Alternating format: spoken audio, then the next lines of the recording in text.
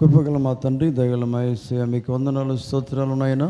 మరి ఈ సాయంకాలపు సమయాన్ని బట్టి వందనాలు ప్రభా. మరి ఇంతవరకు మీ నామను కనపరిచి ఉన్నాము నాయనా, మేము స్తుతించి ఉన్నాం, ఆరాధించిన ప్రభా మీకు స్తోత్రాలు ప్రభా. ప్రాముఖ్యమైన ఈ సమయంలో మీకు వాక్యమును ప్రభా మేము సమర్పిస్తూ ఉండగా తండ్రి, మరి మమ్మల్ని మేము మీకు సమర్పించుకుంటూ యేసు క్రీస్తు నామములో అడుగుతూ ఉన్నాం. ఆమేన్. పరిశుద్ధ గ్రంథముల నుండి మనం దేవుని వాక్యం చదువుకుందాం. పరిశుద్ధ గ్రంథముల నుండి ప్రకటన గ్రంథం నుంచి దేవుని వాక్యం చదువుకుందాం. ప్రకటన గ్రంథము 1వ అధ్యాయము 6వ వచనం చదువుకుందాం.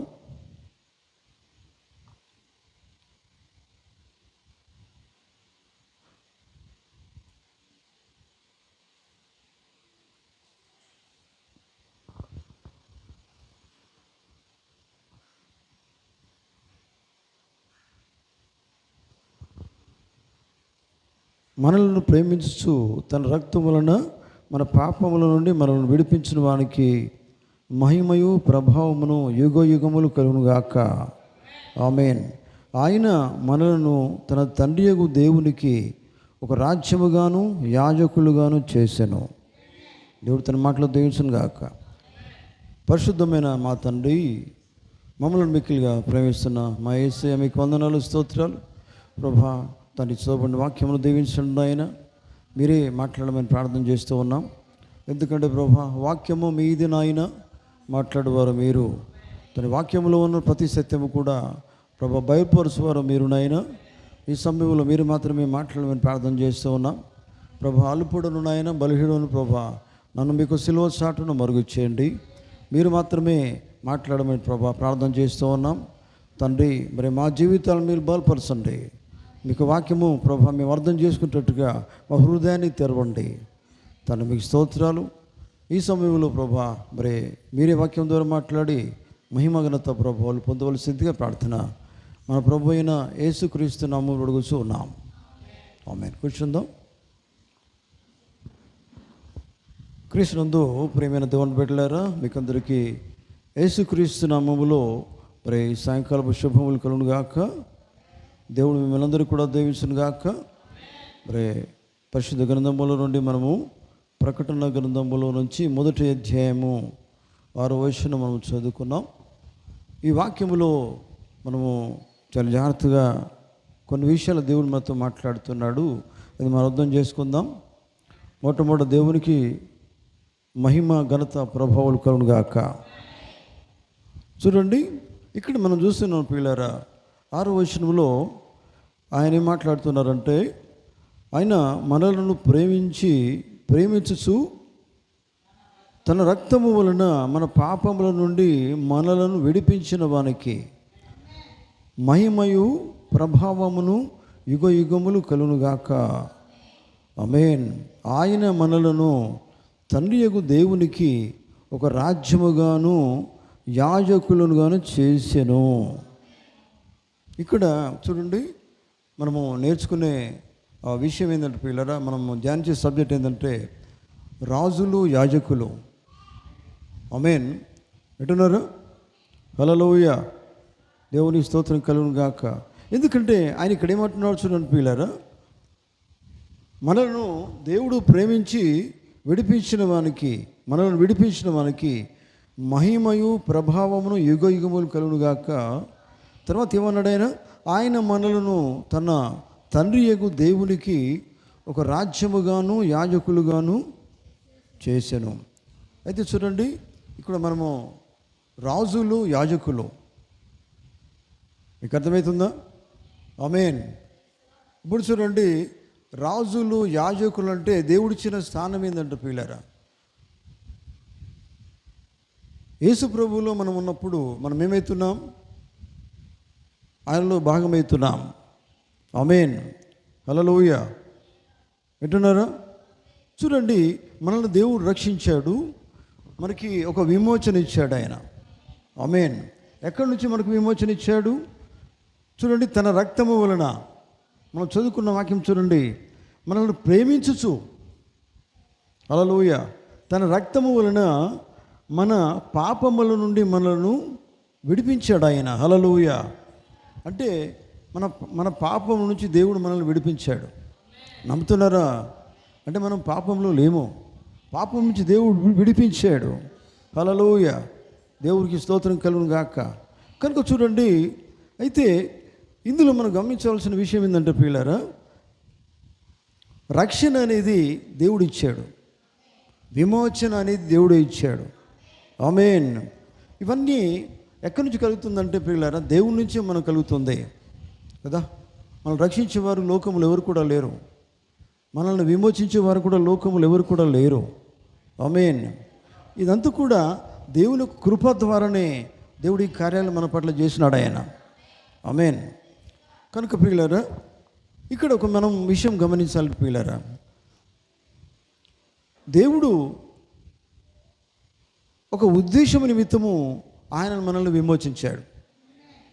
అర్థమవుతుందా? దేవుడు నిన్ను నన్ను విమోచించాడంటే దేనికోసం విమోచించాడైనా? దేవునికి ఒక ఉద్దేశం ఉంది. అంటున్నారా? అర్థం చేసుకుంటున్నారా? హల్లెలూయా. అట్లాగే ఒక ఉద్దేశం నిమిత్తమే ఆయన మనలను తన రక్తము ద్వారా విలువబెట్టి కొన్నాడు. ఒక ఉద్దేశం ఉంది ఆయనకి. గమనిస్తున్నారా పిల్లరా? ఎందుకంటే మనము కాదు, యేసు ప్రభువులో మనం భాగమైనప్పుడు మనము కాదు, మనము యేసు ప్రభు యొక్క ఆ శక్తి మనం పొందుకుంటాం, ఆ కార్యాలు మనం చేయగలుగుతాం. హల్లెలూయా, హల్లెలూయా.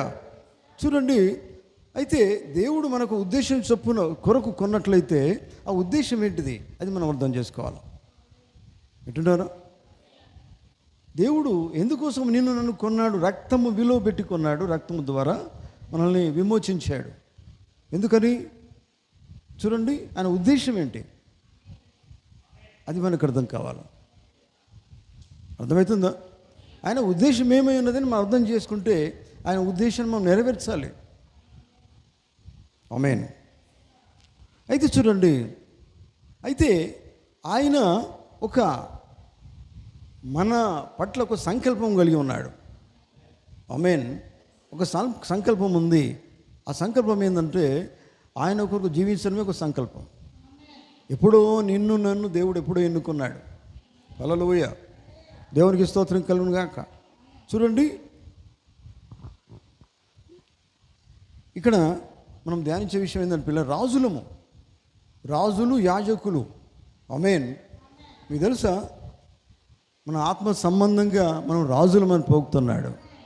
ఆమేన్. రాజులము.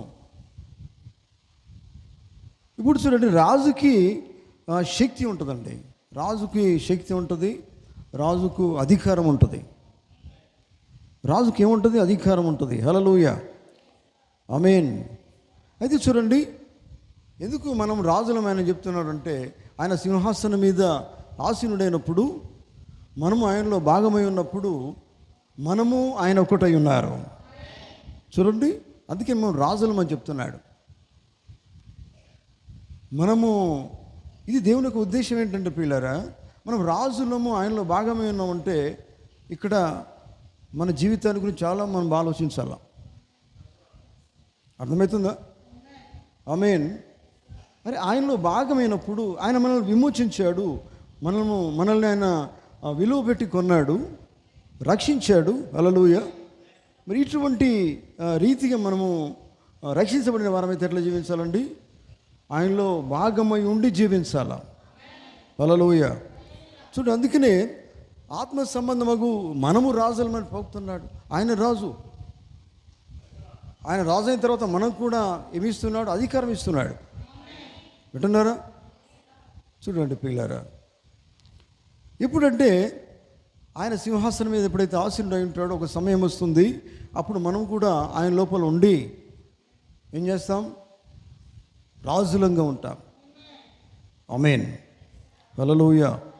కనుక చూడండి, గమనించండి, మనము ఆత్మ సంబంధం రాజ్యాన్ని పరిపాలిస్తాం. మీకు తెలుసా, ఇప్పుడు ఆత్మ సంబంధంగా రాజు మనల్ని పరిపాలిస్తూ ఉన్నాడు. ఎందుకంటే ఆయన రాజు అయి ఉన్నాడు. మరి ఆయనలో మనం భాగమైనప్పుడు చూడండి, ఆయన మనం ఒకటైనప్పుడు మనం కూడా అదే పని చేస్తున్నాం. అటువంటి అధికారం దేవుడు మనకి ఇస్తూ ఉన్నాడు. ఆమేన్, హల్లెలూయా. రోమా పత్రికలో మాట్లాడో చూడండి పిల్లరా. రోమీయులకు రాసిన పత్రిక 5వ అధ్యాయం 17వ వచనంలో ఒక మాట ఉంటుందో చూడండి. రోమీయులకు రాసిన పత్రిక చదవండి.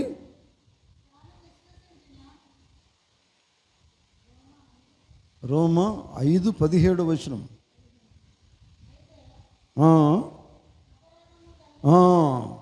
చదవండి, మళ్ళీ చదవండి.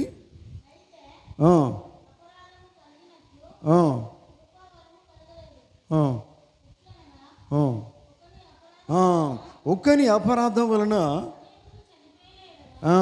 చనిపోయినలా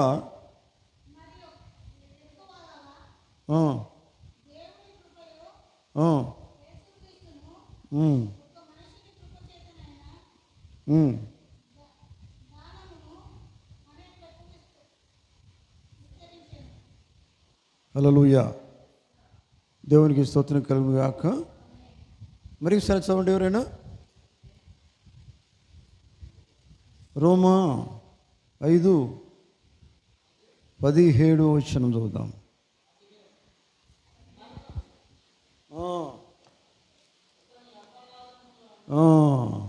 చూడండి, మరణము ఒక్కని అపరాధం మూలమున వచ్చినదై ఆ ఒక్కని ద్వారానే ఏలిన ఎడల.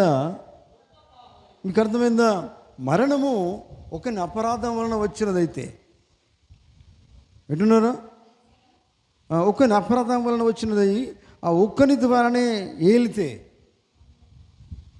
మరణం ఎవరి ద్వారా వచ్చింది? అపవాది కదా.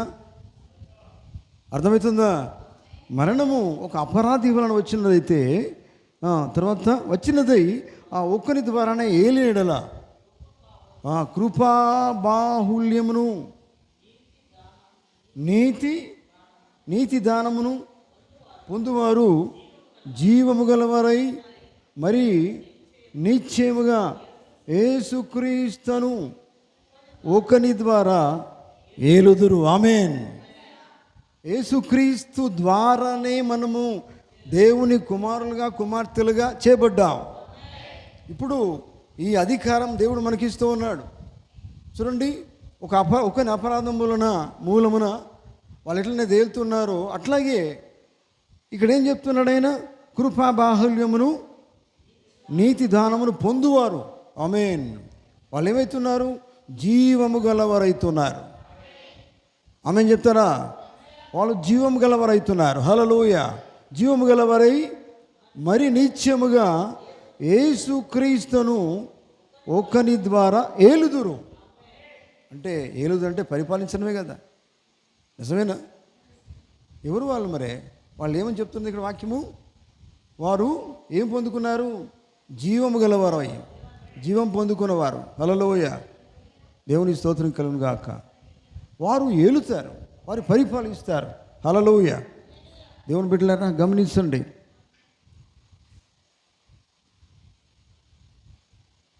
దేవుడిచ్చిన అధికారం చూడండి. యేసుక్రీస్తును ఒకరి ద్వారా జీవం గలవారిగా ఎవరైతే చేయబడినారో, జీవం కలిగి ఉన్నారో వారు కూడా పరిపాలిస్తారు. అందుకని ఇక్కడ మనం వినేది ఏంటిదంటే రాజులం. పరిపాలించేది ఎవరు? రాజు.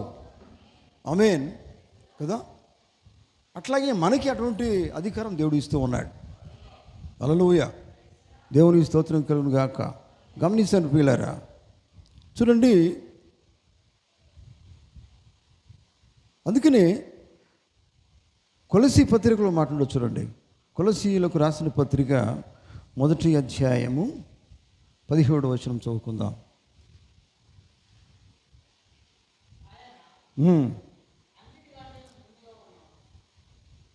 1:13 చదవండి. 1వ అధ్యాయము 13వ వచనం.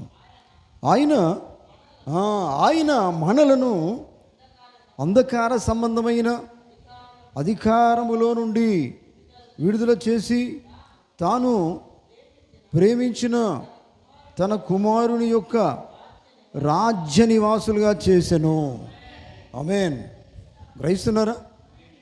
ఆమేన్. ఏం చెప్తున్నారండి వాక్యం? చాలా జాగ్రత్త విందాం.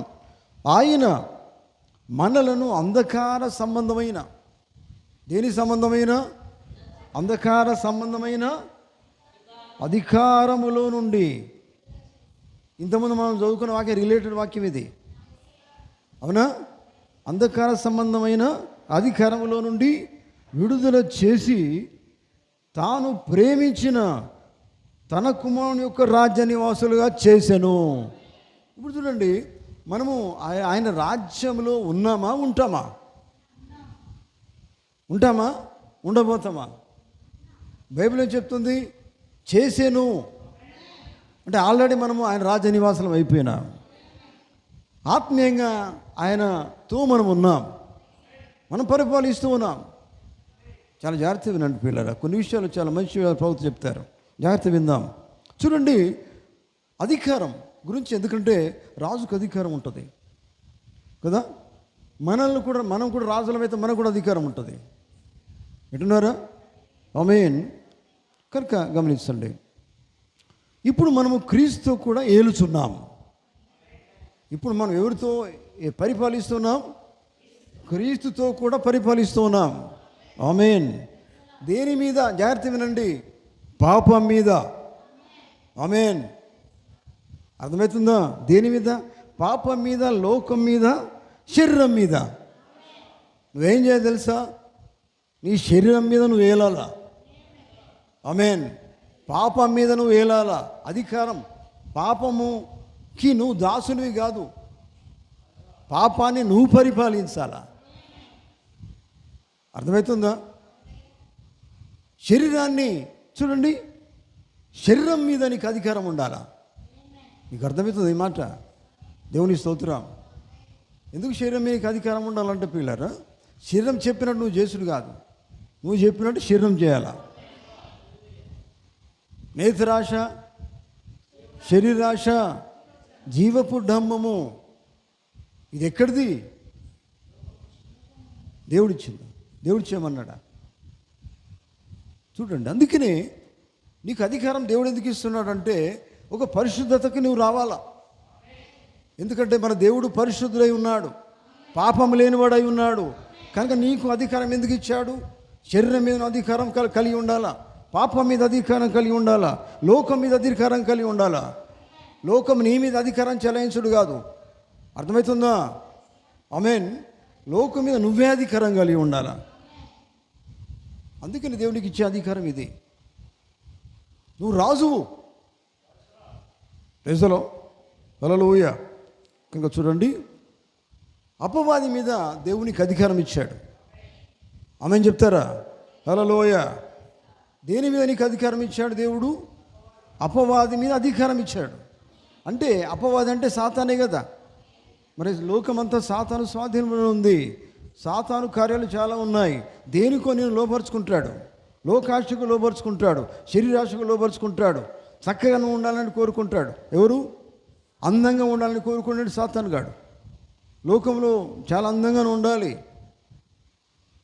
ఇదంతా కూడా శరీరాశ కిందికే వస్తుంది, నేత్రాశ కిందికే వస్తుంది. ఆమేన్. కనుక నువ్వేం చేయాలంటే అపవాది మీద అధికారం నీకున్నది. అపవాది నీ కింద ఉండాలా.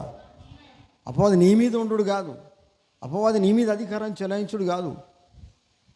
అధికారము అపవాది నువ్వు చెలాయించాలా. గెట్ అవుట్ అంటే ఇది పోవాలా. ఆమేన్. యేసుప్రభు వారు ఈ మాట చెప్పలేదా? అపవాది యేసుప్రభు దగ్గరికి వచ్చాడు. వాడు వచ్చేమన్నాడు? నాకు సాగిలపడమన్నాడు. సాగిలపడమంటే యేసుప్రభు వారు ఏమన్నారు? సాతానా వెళ్ళిపో అన్నాడు. వెళ్ళిపో అన్నాడండి. ఎందుకంటే అక్కడ అధికారం ఉంది. ఈ అధికారం నీకు రావాలి, నువ్వు పొందుకోవాలా. సాతానుకి నువ్వు లోబడు కాదు, నీకు సాతాను లోబడాలి.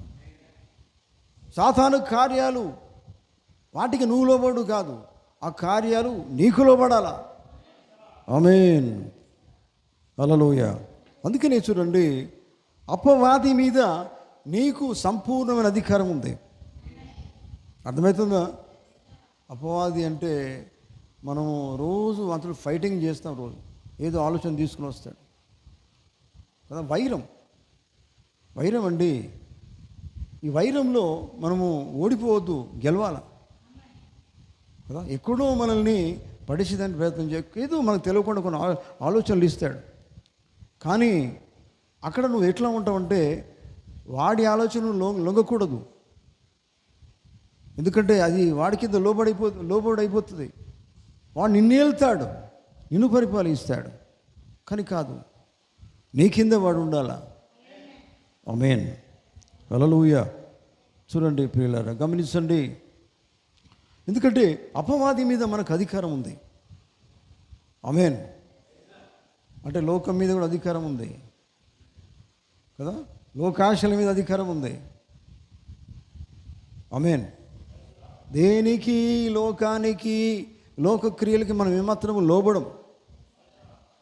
ఆమేన్, హల్లెలూయా. కనుక చూడండి, ఈ రీతి మనం జీవించినప్పుడు, ఇటువంటి అధికారం మనం కలిగి ఉన్నప్పుడు మనం ఏం చదువుకున్నామండి? ఆయనకు మహిమయు, మొదటి 6వ వచనం చూడండి, అక్కడ ఏముంటుంది? ప్రకటన 1:6లో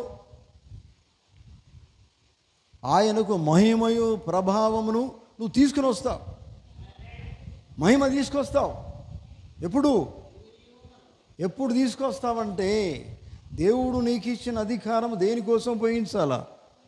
సాతానికి లోబడి రీతి ఉపయోగించుకోవాలి. ఆమేన్. మీకు తెలుసా మరి ఇప్పుడు దేవుని సన్నిధికి మనం రాకపోతే మనం ఎవరు లోబడినట్టు లెక్క మరి, అంతే కదా. లోక కార్యాలకే కదండి, లోక పనుల మీదే కదా. ఒక పవర్, ఒక అధికారమైన దేవునికి ఇచ్చాడు. ఆమేన్, హల్లెలూయా. కనుక వినండి ప్రియులారా, ఎందుకంటే దేవుడు మనకి ఇచ్చిన అధికారం ఏంటంటే ఆయన వల్ల ఉండాలి, ఆయన శక్తిని పొందుకోవాలి. 1 కొరింథీయులకు రాసిన పత్రిక 6వ అధ్యాయము, అక్కడ మాటను చూద్దాం.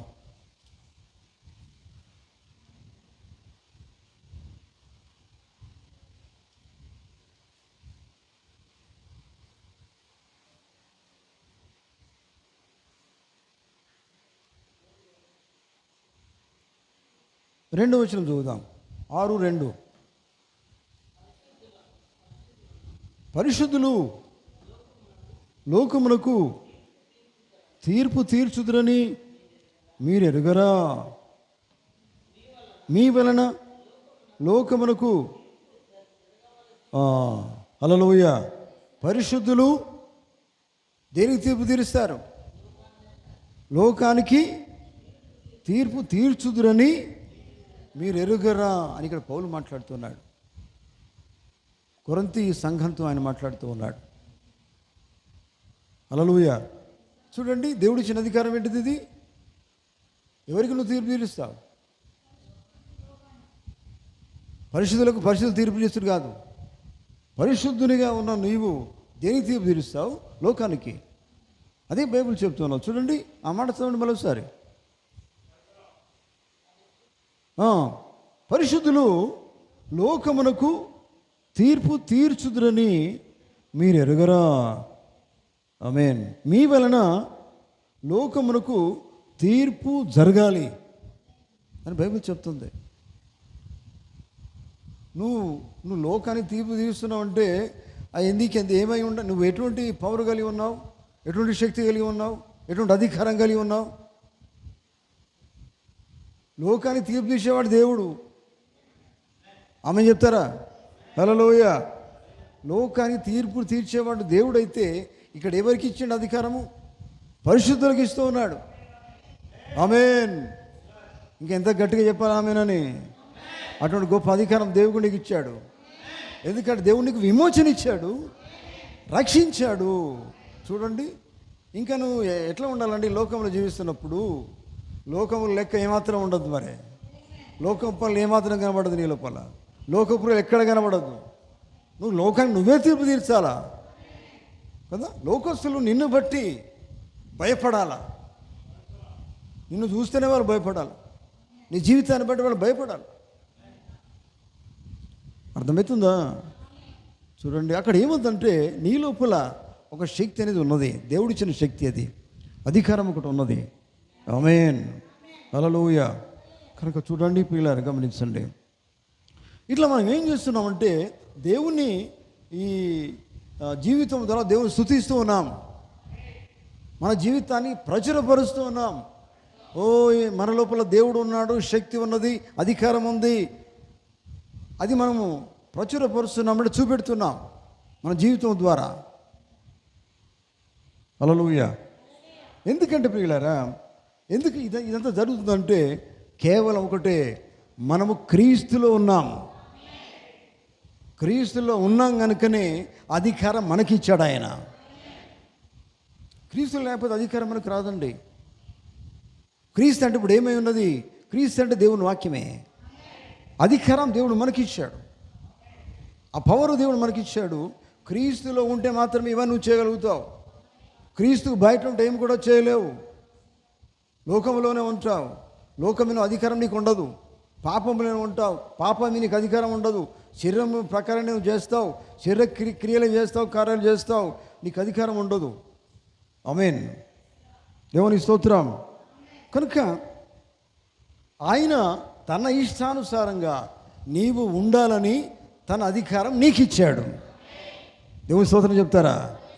చూడండి, దేవుడు అందుకని వాక్యం సెలవిస్తుందండి, తనవలాగనే ఉండాలని దేవుడు కోరుతున్నాడు. తనలాగనే, తనవలే. ఆమేన్.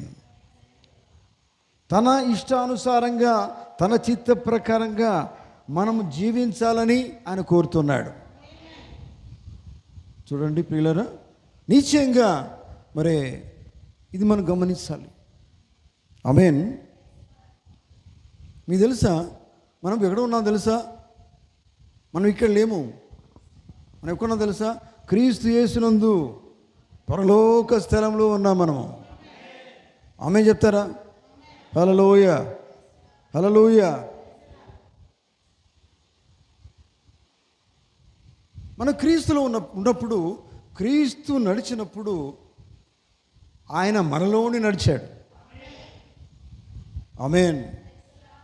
చూడండి పిల్లరా, ఎందుకు ఆయనలో మనం ఉన్నాం కదా, ఆయనలో మనం ఉన్నప్పుడు ఆయన నడుస్తుంటే మనం నడిచినట్టే.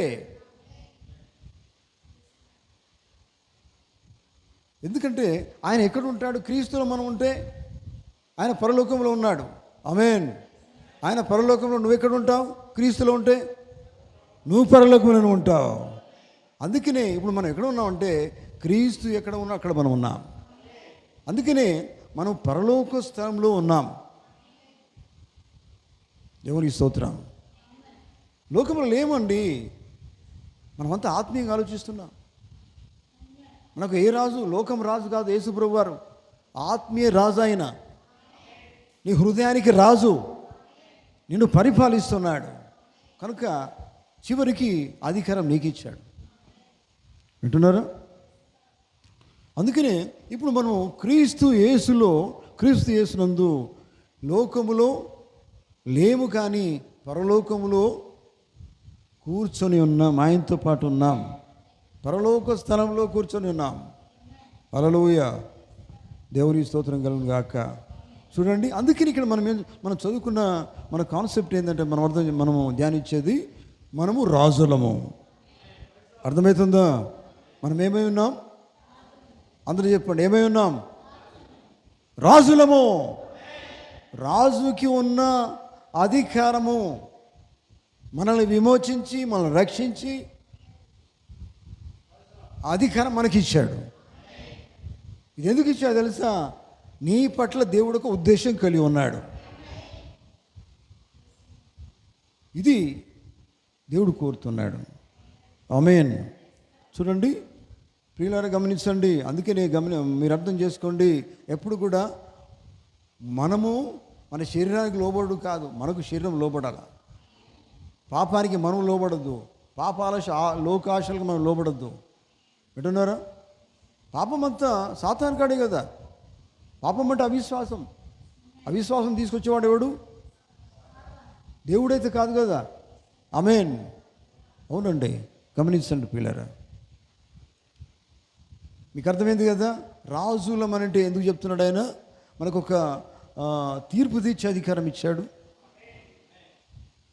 మరి మనం పరిశుద్ధంగా తీర్పు తీరుస్తారని వాక్యం చెప్తుంటే, సెలవిస్తుంటే, మన జీవితం ఎక్కడ ఉంది? తీరుస్తారా? మీరు తీర్చగలిగే జీవితం ఉందా? ఒకసారి ఆలోచించండి. మనం ఎటువంటి జీవితం కలిగి ఉండాలి?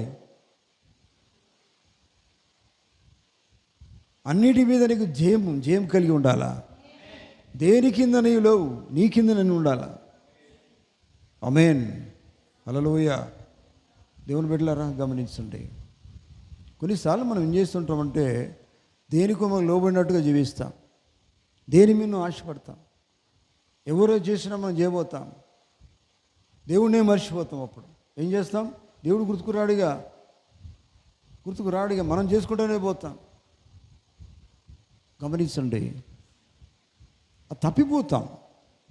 కనుక ఎప్పుడు నువ్వు మర్చిపోవద్దు, నువ్వేమై ఉన్నావు అది నువ్వు అర్థం చేసుకో. ఆమేన్. దేవుడు నిన్ను చేసి దేనికోసమో, తన అధికారం నీకు ఎందుకు ఇస్తున్నాడంటే, నువ్వు కూడా అన్నిటి మీద జయం కలిగి ఉండాలా. అట్లాగే ఆయనలో ఉండి నువ్వు ఏం చేస్తావు? లోకానికి తీర్పు తీరుస్తావు. అంత మాత్రమే కాదు, ఇప్పుడు ఆయన ఎక్కడ ఉన్నావు, నువ్వు అక్కడ ఉన్నావు. ఆయన పరలోక స్థలంలో ఉంటే పరలోకంలో నువ్వు అక్కడే ఉన్నావు. దేవుని స్తోత్రం. అట్లాగే ప్రియులారా, అట్లాగే ఇక్కడ మనం విన్నది ఏంటంటే, రాజులం అన్నాడు, తర్వాత ఇంకేమన్నాడు ఆయన? మనం యాజకులం అన్నాడు. ఆమేన్. అర్థమవుతుందా? దేవునికి స్తోత్రం. ఆత్మ సంబంధము యాజకులం. ఆమేన్. యాజకుడు సంవత్సరానికి ఒకసారి పాత నిబంధనలో మనం చూస్తాం. నిజమేనా? సంవత్సరానికి ఒకసారి ఒక యాజకుడు మాత్రమే వెళ్ళేవాడు. ఎందుకంటే ఆవరణ, పరిశుద్ధ స్థలము, అతి పరిశుద్ధ స్థలం. అతి పరిశుద్ధ స్థలం లోపలికి వెళ్ళాలంటే ఎవరికి అప్పుడు వెళ్ళొద్దు, ఒక యాజకుడు మాత్రమే వెళ్ళాలి. ఆమేన్. ఎందుకు యాజకుడు వెళ్ళాలంటే, యాజకుడు అక్కడ వెళ్ళి ఏం చేయాలి? దేవుని స్తుతిస్తాడు, తర్వాత దేవునికి స్తుతి సమర్పిస్తాడు. ఇప్పుడు మనం ఎందుకు యాజకులం అంటే, దేవుడు మనకిచ్చిన ఈ మాట, ఈ స్వరం, ఈ పెదవులు, ఇవన్నిటి ద్వారా దేవునికి మనం స్తుతి యాగం చేయాలా. ఆమేన్. అర్థమవుతుందా? యాజకుడు ఏం చేస్తాడు? ఇప్పటికి కూడా దేవుని స్తుతిస్తాడు, ఆరాధిస్తాడు కదా. అర్థమవుతుందా? ఆమేన్.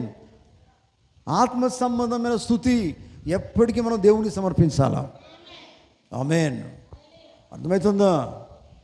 దేవుని స్తోత్రం కలుగును గాక.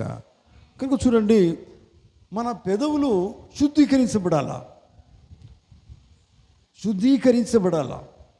మన పెదవులు శుద్ధీకరించబడాలా, మన మాటలు శుద్ధీకరించబడాలా, మన స్వరం శుద్ధీకరించబడాలా. ఇటు పరిశుద్ధమైనటువంటి వాటితో దేవునికి స్తుతి యాగం చేయాలా. ఇది యాజకుడు చేసే పని. వింటున్నారా? ఆయన కొరకు ఒక మధురమైన అర్పణ మనం అర్పించాలి.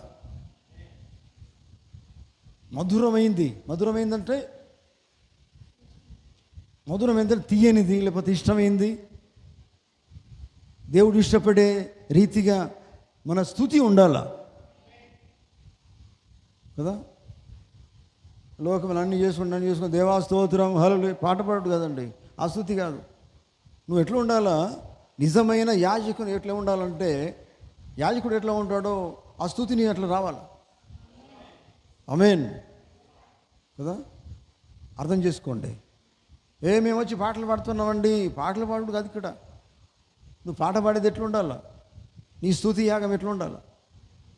నీ స్తుతి యాగము బలి అర్పణ ఎట్లా చేయాలి? నువ్వు అది దేవునికి ఇష్టమైనదిగా ఉండాలి. ఆమేన్. అందుకని బైబిల్ చెప్తుంది, మనం ఆయన ఆరాధించినప్పుడు ఆత్మతోనూ సత్యముతోనూ ఆరాధించవలెను. ఆమేన్.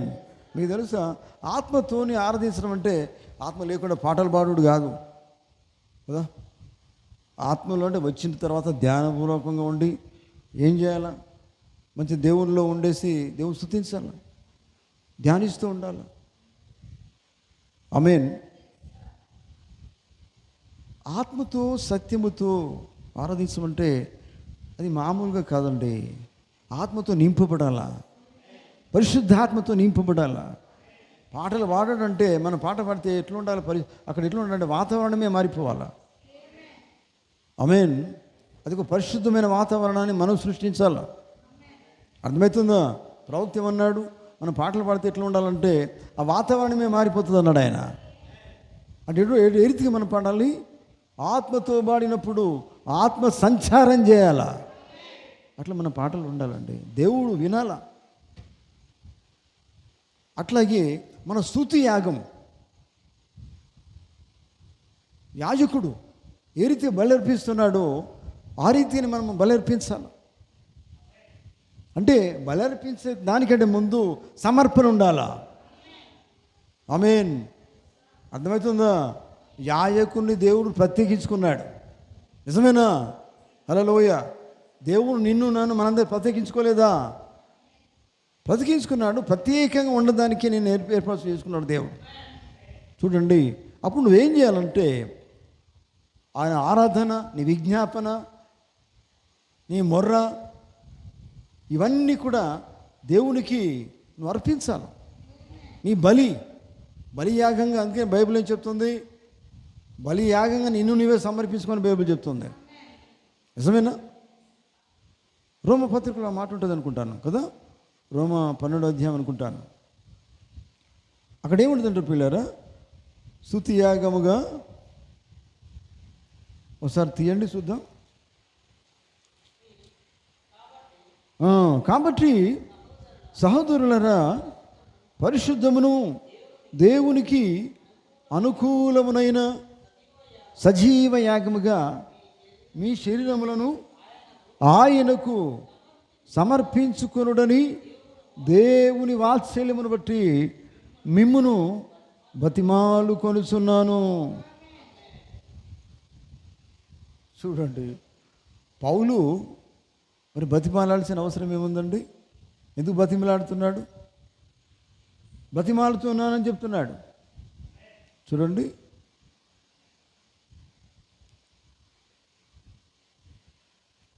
ఎంత బ్రతిమలాడినా కానీ మనం ఏం చేస్తున్నామంటే ఇంకా దేవునికి దూరంగానే జీవిస్తూ ఉన్నాం. కానీ గమనించండి, మన స్తుతి యాగం, ఆయన అన్నాడు, నేను మిమ్మల్ని రాజులుగాను యాజకులుగాను చేసుకున్నాడు, ఏర్పాటు చేసుకున్నాను అన్నాడు ఆయన. ఆమేన్. చూడండి ప్రియులారా, మన అధికారం అంతా లోకం మీద మనకు అధికారం ఇచ్చాడు ఆయన. మీకు తెలుసా, ఈ శరీరాశ మీద, నేత్రాశ మీద, జీవబుడమ్మ మీద, లోకాశ మీద, వీటన్నిటి మీద అధికారం ఎవరికి ఇచ్చాడు? నీకే, మనకందరికి ఇచ్చాడు ఆయన. ఆమేన్. రాజులం ఆత్మీయంగా. లోకాన్ని నువ్వు తీర్పు తీరుస్తున్నావంటే అది మామూలు విషయమే కాదు కదా. పరిశుద్ధులు లోకాన్ని తీర్పు తీరుస్తారు. నువ్వు పరిశుద్ధునివేనా? మొట్టమొదటిగా మనం ఏమై ఉండాలంటే పరిశుద్ధులమై ఉండాలా. ఎందుకంటే దేవుడిచ్చే అధికారం ఏంటిది? లోకానికి తీర్పు తీర్చే ఆ అధికారం నీకు ఇచ్చాడు. ఎప్పుడది? పాపం చేసుకుంటూ కూర్చుంటే కాదు, అవిశ్వాసం కలిగి ఉంటే కాదు, లోక కార్యాలను ఉంటే కాదు, దేవుని సంబంధం లేకుండా కేవలం దేవుని వాక్యంతోనే సంబంధం కలిగి ఉండాలా. దేవునితోనే సంబంధం కలిగి ఉండాలి, దేవుని లోపల ఉండాలి. అప్పుడు దేవునికి ఆ శక్తి నీకు ఇస్తాడు, అధికారం నీకు ఇస్తాడు. అందుకనే దేవుని బిడ్డలారా గమనించండి,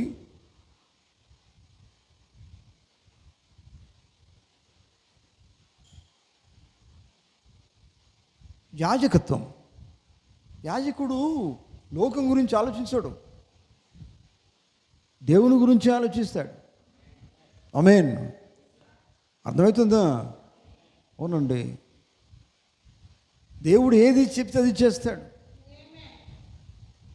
అంటున్నారా? మనుషులు చెప్తే చేసేది కాదు, దేవుడిని ఏది చెప్తే అది చేస్తాడు.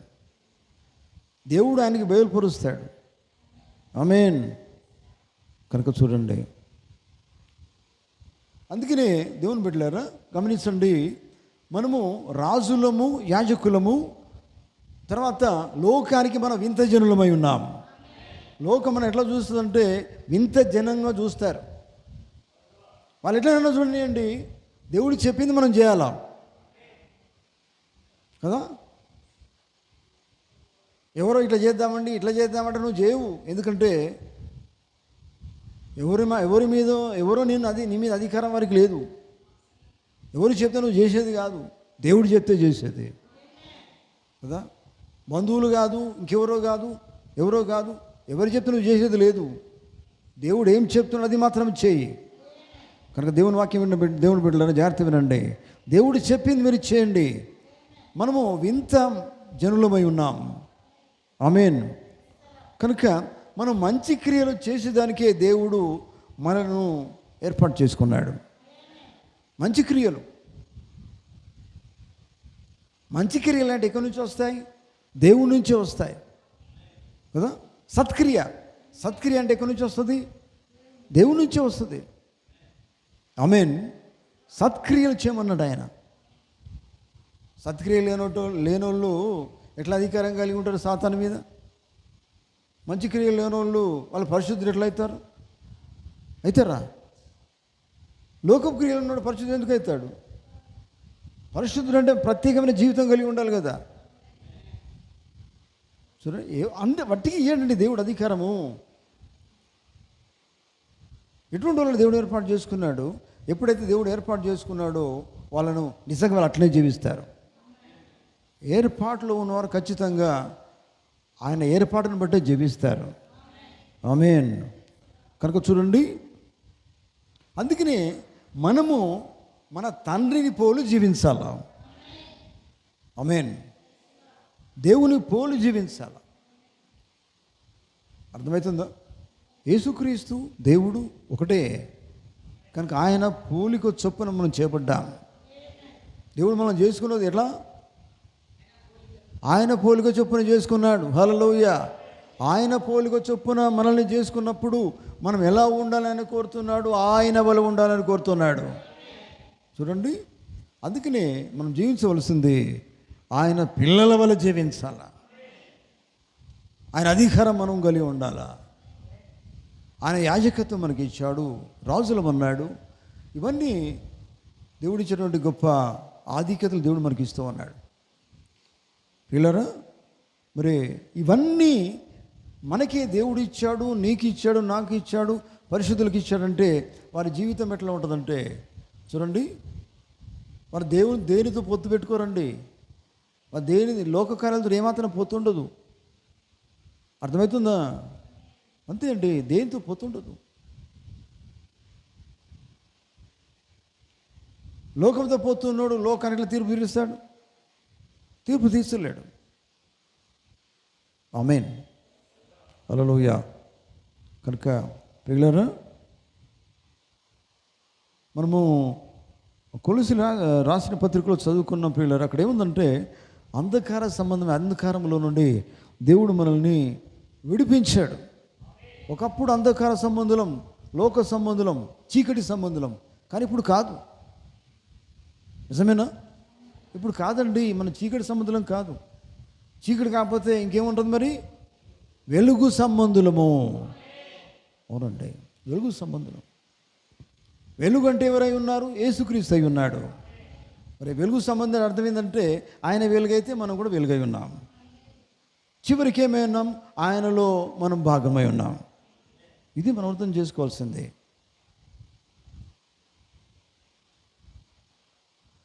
ఈ వాక్యం మీరు విన్నట్లయితే ప్రియులారా, మీరు అర్థం చేసుకున్నట్లయితే నిజంగా మన జీవితం ధన్యమైంది. ఎందుకంటే మనం లోకస్తులం కాదు, మనం రాజులము, యాజకులము అని బైబిల్లో చెప్తున్నాడు దేవుడు.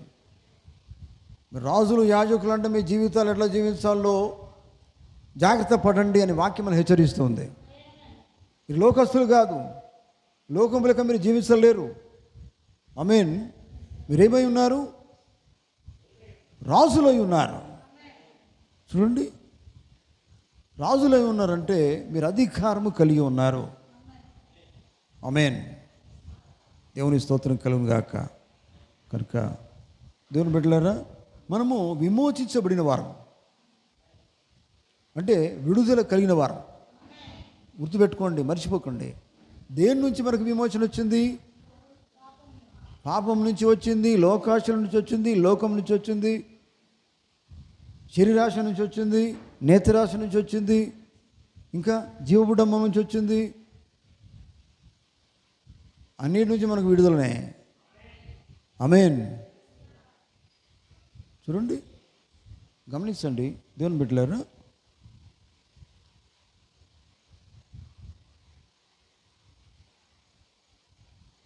అందుకని ప్రకటన గ్రంథంలో ఏముంటుందంటే పిల్లారా, యేసు ప్రభు ఎక్కడ ఉంటాడో సింహాసనం మీద తన పక్కనే మనం కూసుకుంటూ పెట్టుకుంటాడు.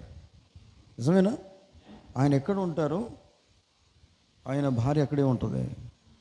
ఆమేన్. అర్థమవుతుందా? అంటే ఆ స్థానం ఇంకోరికి లేదు, ఇంకెవరికి ఇలే. ఎవరికి ఆయన ఇయ్యాలో ఆయనకు తెలుసు. ఆయన ఎప్పుడు ఏర్పరచుకున్నాడు. ఆమేన్.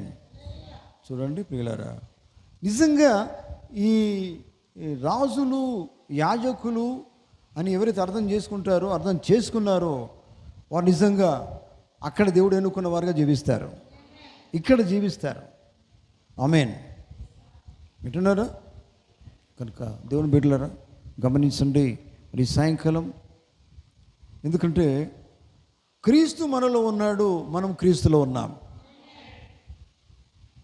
క్రీస్తు మనలో ఉన్నాడు, మనం క్రీస్తులో ఉన్నాం. అంటే అర్థమైంది, ఒకరికొకరు వేరుగా లేము.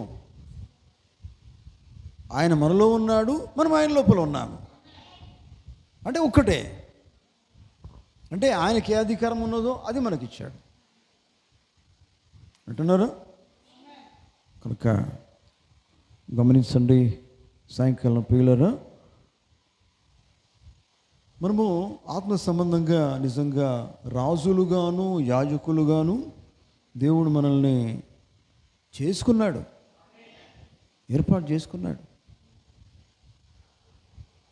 జీవితంలో ఎలా ఉండాలండి? ఎంత మంచి జీవితం అనుకుంటా చూడండి. ఈ వాక్య ప్రకారం మన జీవితము ఎట్లా ఉండాలంటే మంచి శక్తి కలిగిన జీవితము, ప్రార్థనా జీవితం ఉండాలి. రే రోజు దేవుని స్తుతించి స్తుతి యాగము దేవుని చెల్లించే జీవితం ఉండాలి. దేవుని వర్తమానం చదివే జీవితం ఉండాలి. అన్నిటికంటే దేవునికి ప్రథమ స్థానం ఇవ్వాలి.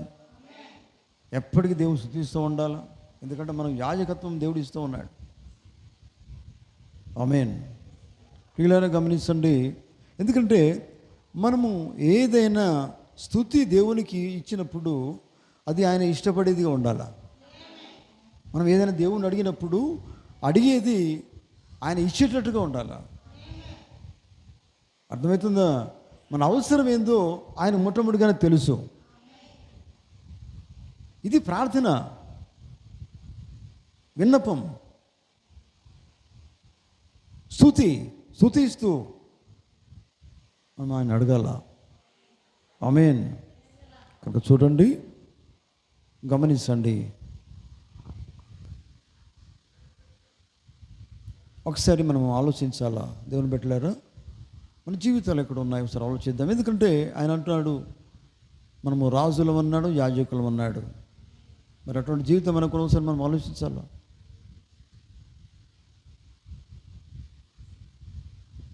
నీకు అధికారం ఇచ్చాడు దేవుడు. రాజు అంటే అధికారం కలిగిన వాడు. ఆమె దేని మీద అధికారం? అంతే కదండి. లోకాశ మీద, లోక పనుల మీద, శరీరాశ మీద, ఆమేన్, నేత్రాశ మీద, జీవబుడంబం మీద, వీటన్నిటి మీద దేవునికి అధికారం ఇచ్చాడు. ఆమేన్, ఆమేన్. పాపం మీద, కనుక పాపం మీద నీకు అధికారం అయితే నీకు అవిశ్వాసం ఎక్కడి నుంచి వస్తుంది? రాదు. హల్లెలూయా. కనుక దేవుని బిడ్డలారా, మరి సాయంకాలం గమనించండి. మనము నిజంగా మరి రాజా కుమారులంగా యేసుక్రీస్తులో మనం భాగం ఉన్నట్టుగా మనం జీవించాలా. ఆయన క్రియలు మనం చేయాలి. అది దేవుడు కోరుతున్నాడు. ఇటువంటి జీవితం మనం జీవిస్తామని వాక్యం సెలవిస్తున్నది. ఎట్టున్నారా? ముగిస్తున్నా నేను పిల్లరా. మనం ఏమై ఉన్నాం? రాజులము యాజకులమై ఉన్నాం. ఆమేన్. ఆత్మ సంబంధమైన రాజులము యాజకులము. అటువంటి జీవితం మనం జీవించాలి. అటువంటి జీవితం మనం కలిగి ఉందాం. దేవుడు తన మాటలు దిగించును గాక. మనం ముందరం లేచి నిలబడదాం.